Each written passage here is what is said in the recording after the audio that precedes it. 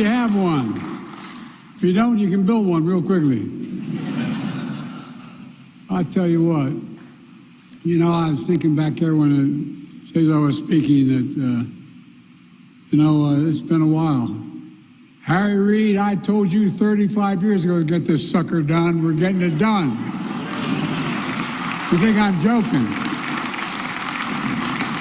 I've ridden on rail probably more than all of you combined. Oh, really? I got to tell you, it's going to make this longer. I apologize. Real quick story. I was vice president. And the Secret Service is the best in the world, but they don't like you riding a train because so many things can happen on a train along the way.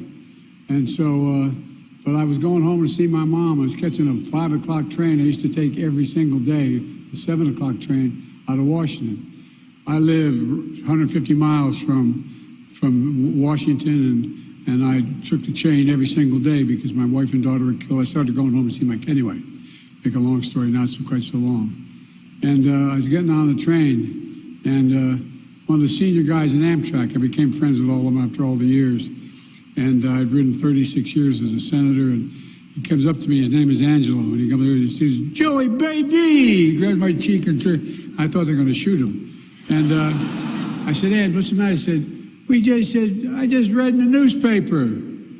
Because they keep meticulous mileage, how many miles you use an aircraft for the United States Air Force as vice president. I just read in the paper, Joey, you traveled 1,200,000 miles on Air Force. He said, big, I won't quote him exactly. He said, big deal, Joey. He said, we just had a retirement dinner in Newark, New Jersey. He said, just had a retirement dinner. You know how many miles you've ridden? I said, no, Angie. He said, 1,327 miles. I don't hear any more about the Air Force. Well, guys, I'm a real guy, not a joke. And, before I get started, though, I should say a few words about the terrible incidents that's happened and all my colleagues have recently spoke to. First of all, 2 state Nevada troopers killed on the line of duty. They were helping a driver on the side of a freeway, and when they were killed by hit-and-run driver. Then 2 days later, a gunman opened fire at the University of Nevada, Las Vegas. 3 people killed, a 4th now hospitalized. I'm grateful to law enforcement officers who risked their lives in the safety of shooting spree. You saved lives. They marked in and saved lives. And we join the people across the country praying for the families of those killed whose hearts have been broken by yet another horrific gun violence. Look, I own a couple shotguns. I haven't shot them in a while because I used to usually just make target practice, skeet shooting. But the idea that the way we deal with guns, as students and educators experience this trauma of the shooting that took place, Las Vegas they've already had real difficulty. So much gun violence, 2017 shooting, still in the minds of so many people. I was out here meeting with the families.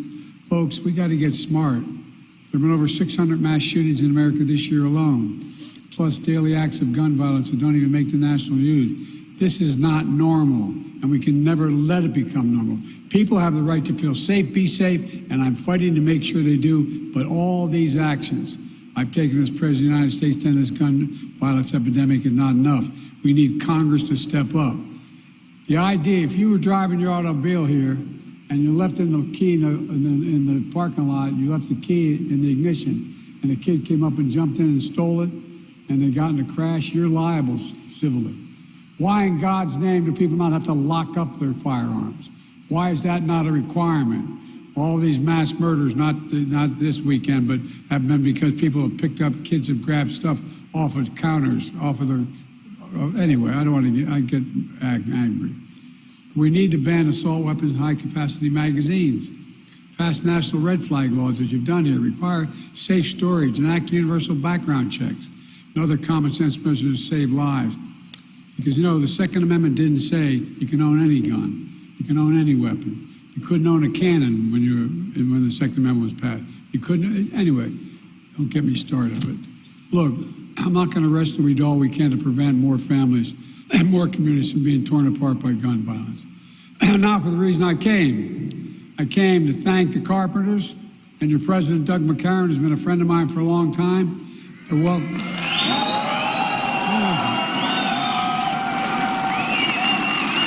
Stand up.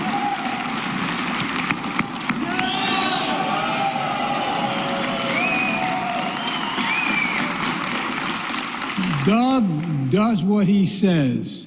He never backs down, and he always knows what to do. God love you, Doug. You're a great friend. Thank you very much. Look, folks.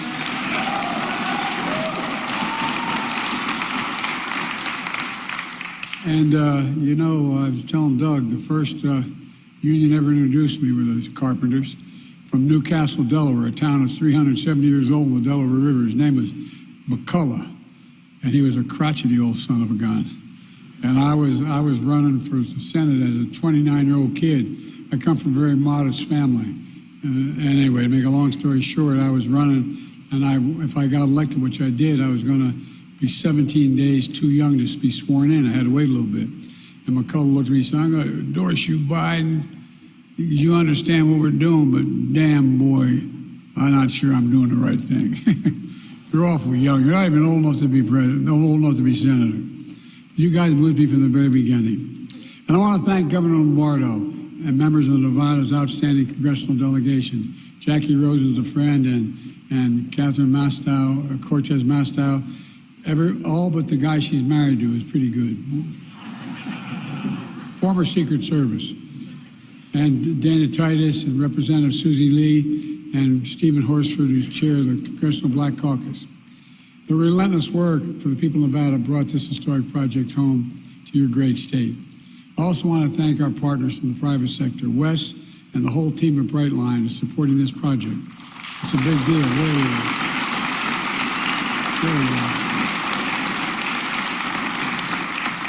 And I mean big deal. It's a lot of money, a lot of involvement.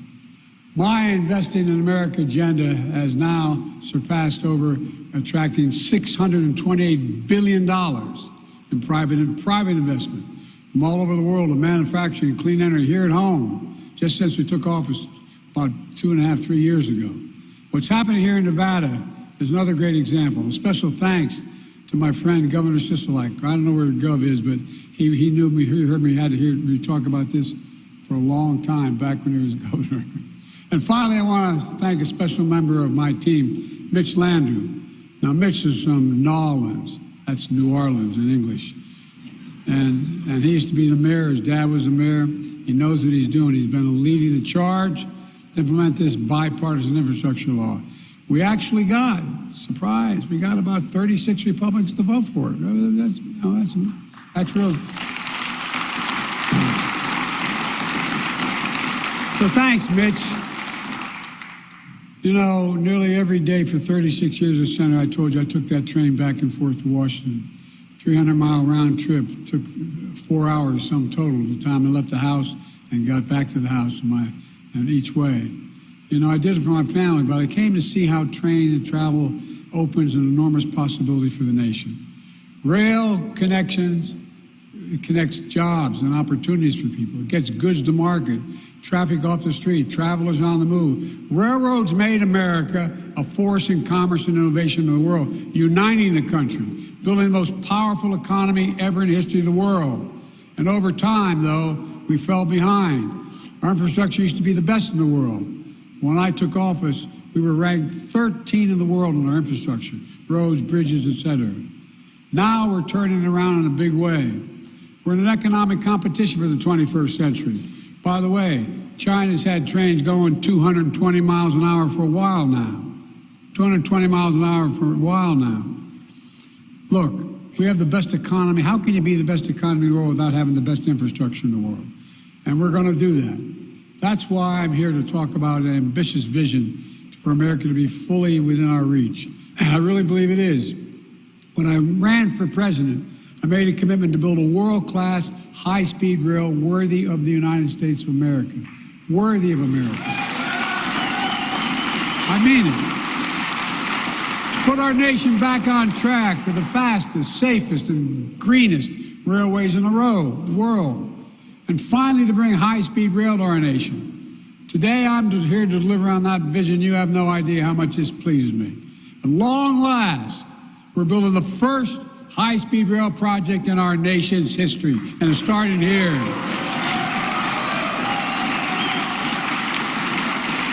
As part of $8.2 billion investment we're making in 10 major rail projects across America, reaching tens of millions of people. We're putting high-speed rail on the fast track.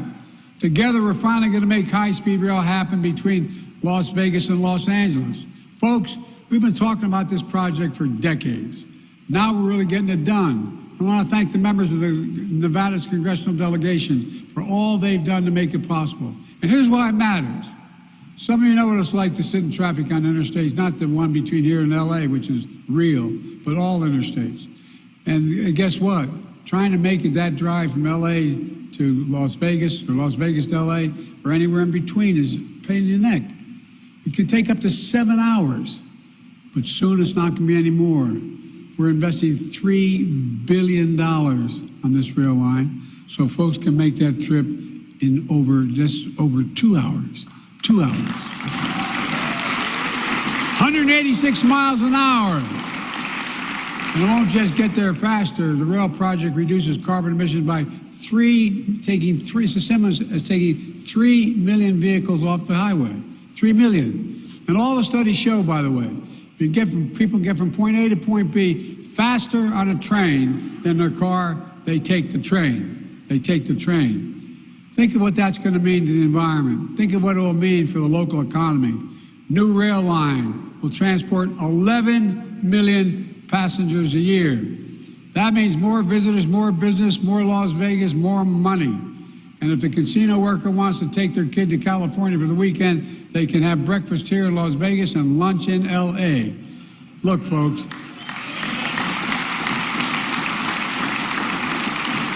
But what it really means, it means growth, it means opportunity for towns and communities between here and the California coast. It's on track to be completed by the 2028 Olympics in Los Angeles. Guess where they're going to come and visit, huh? It means with high-speed rail, Las Vegas can host more than some of the hundreds of thousands of visitors and athletes who are expecting from around the world. And here's the best part. It means jobs, union jobs. Jobs, jobs, jobs.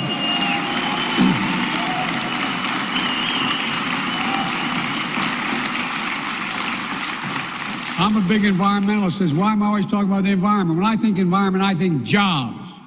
35,000 jobs during construction phase, 10,000 union jobs in the building trades. Carpenters, electricians, ironworkers, laborers, and more. Jobs and jobs beyond. In fact, once we complete this train line, it's going to be operated by union workers. That means 1,000. That means 1,000 new jobs for track and signal workers, onboard workers, shopcraft workers, everyone who works on the rail. And for those good-paying jobs, they don't require a college degree, but you got to work just as hard to get one, man. Union workers are the most highly trained, skilled workers this is not a joke. You're the most highly skilled workers in the world. You know, no, I'm not just saying it. But you guys don't talk enough about it. It's like going to college. You got to be an apprentice for 4 to 5 years. You can't walk up and say, I want to be a carpenter. You got to go to school to be a carpenter, and you got to do it here. You know, the long term, I had the Treasury Department do a study. The cost is more efficient to hire a union worker because you do the best jobs, the best results, and that last the longest, and long run, you're cheaper for the employer than if you weren't a union worker. That's why I always say, look, folks, I say this all the time. Wall Street did not build America. The middle class built America. And unions built the middle class. That's the truth. That's true. There would be no middle class without unions. That's a fact. And by the way, I know I look like I'm 41, but I'm not new to this. You guys don't even realize how important you are. You built the middle class. It would never have occurred without you, without union wages. Another high-speed rail project we're announcing today is in California. Ultimately, it's going to take folks from Los Angeles through the Central Valley all the way to San Francisco, but less than 3 hours. But today, the journey can take 8 hours by bus or car. Think of how this train will transform California's Central Valley with new businesses, new residents, visitors, economic opportunities, or what it will mean to folks who live in inland towns and commute to work in California and coastal cities. It's a game changer. I mean, you know, we make these speeches, but I mean every single word I'm saying literally. To put all this in perspective, this project in California is the most ambitious rail project in the entire Western Hemisphere. It expects to carry 31 million passengers a year, will be 100% powered by renewable energy, and once again, this project is about jobs. It's already created 12,000 good-paying union construction jobs, with thousands more to come. Many of us have pushed for this high-speed rail project in California for a long time. In fact, the very first federal dollars that went out came from the Recovery Act, which was a change, which I was in charge of as vice president, to help us recover from the Great Recession of 2009. The last administration tried to cancel it. Now, I promise you, once it's built, they're going to be claiming credit for it. Remember I said it. But they failed. I want to thank two people who couldn't be here today, who made the California project possible. Speaker Nancy Pelosi, the most effective speaker in the House of American history. She has relentlessly pushed for high-speed rail in California. She knows how critical it is to people's lives and to the strength of the economy across California and across the country. No one has done more to make it a reality. And Governor Gavin Newsom, a tremendous governor who never gave up the fight to get this done. And folks, we're not stopping now.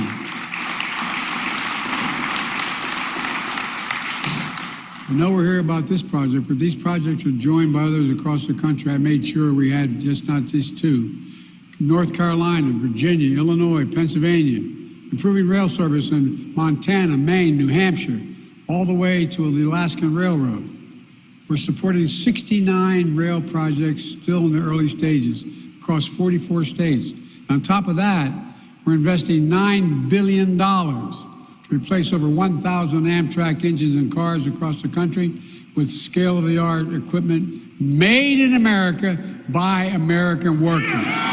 Made in America by American workers. And add it all up, we're making the biggest investment in history for passenger rail since literally the creation of Amtrak a half a century ago.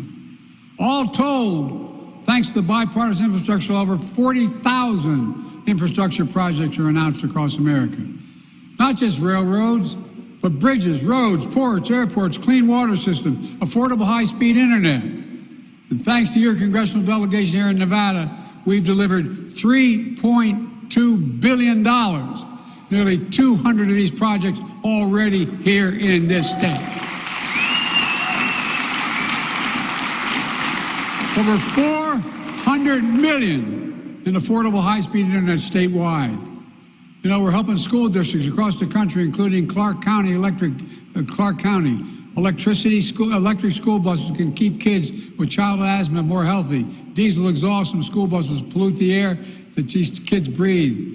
We're installing sidewalks, streetlights, bike lanes along Stewart Avenue here in Las Vegas and the major roadways connecting downtown and East Las Vegas.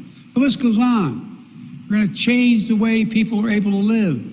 Folks, all this project stands in stark contrast to my predecessor. He always talked about infrastructure week. 4 years of infrastructure week, but it failed. He failed. On my watch, instead of infrastructure week, America's having infrastructure decade. Over $1.3 trillion. Trump just talks the talk. We walk the walk.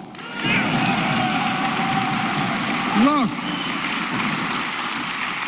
he likes to say America's a failing nation. Frankly, he doesn't know what the hell he's talking about. I see shovels in the ground, cranes in the sky, people hard at work rebuilding America together. Meanwhile, the vast majority of my Republican friends in Congress voted against the infrastructure law.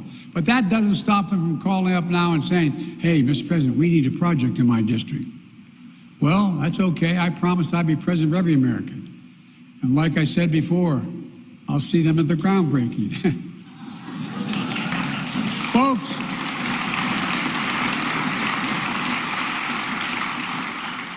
I shouldn't be so flip, but I made a commitment, and this is God's truth. I made a commitment to build this country, to stop the trickle-down economics. My dad was a hard-working guy, busted his neck. Not a whole lot trickled down on our kitchen table. Not a whole lot trickled down. My dad used to say, a job is worth a lot more than a paycheck, Joey. It's about your dignity. It's about respect. It's about being able to look your kid in the eye and say, honey, it's going to be okay. It's going to be okay. Well, I decided we're going to build the economy a different way. Not a joke. Back when it really was burgeoning after the 30s. To build an economy from the middle out and the bottom up. That way the poor have a shot, the middle class do well, and the wealthy still do well. Matter of fact, they should be paying a hell of a lot more taxes. That's another issue.